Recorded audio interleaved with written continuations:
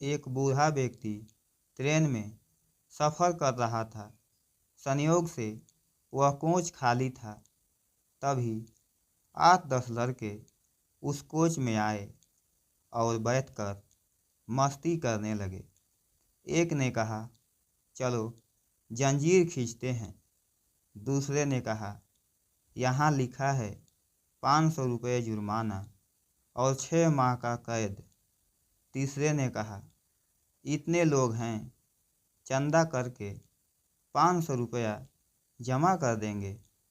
चंदा इकट्ठा किया गया तो 500 की जगह 1200 रुपये जमा हो गए, जिसमें 200 के 3 नोट, 2 नोट 50 के, बाकी सब 100 के थे। चंदा पहले लड़के के जेब में रख दिया गया। तीसरे ने कहा, जंजीर खींचते हैं, अगर कोई पूछे तो कह देंगे बूढ़े ने खींचा है, तब पैसे भी नहीं देने पड़ेंगे।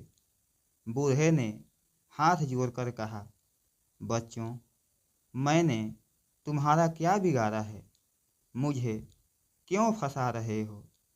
बुजुर्ग के इतना कहने के बावजूद वे लोग नहीं माने और जंजीर खींच दिए। टीटी आया 2 सिपाही के साथ, तो सभी लड़कों ने एक स्वर में कहा, बूढ़े ने जंजीर खींची है। टीटी बूढ़े से बोला, शर्म नहीं आती इस उम्र में ऐसी हरकत करते हुए? बूढ़े ने हाथ जोड़कर कहा, साहब, मैंने जंजीर खींची है, लेकिन मेरी बहुत मजबूरी थी। उसने पूछा, क्या मजबूरी थी? बूढ़े ने कहा, मेरे पास केवल 1200 रुपये थे, जिसे इन लड़कों ने छीन लिए और इस पहले लड़के ने अपनी जेब में रखा है, जिसमें 200 के 3 नोट, 2 नोट 50 के, बाकी सब 100 के हैं। अब टीटी ने सिपाही से कहा, इसकी तलाशी लो। जैसा बूढ़े ने कहा, नोट मिलाए गए।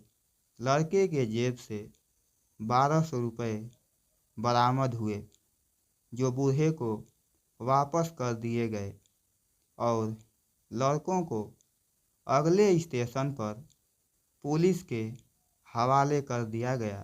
पुलिस के साथ जाते समय लड़कों ने बूढ़े की ओर घूर कर देखा तो बूढ़े ने सफ़ेद दाढ़ी पर हाथ फेरते हुए कहा, बेटा, ये बाल धूप में सफ़ेद नहीं हुए हैं।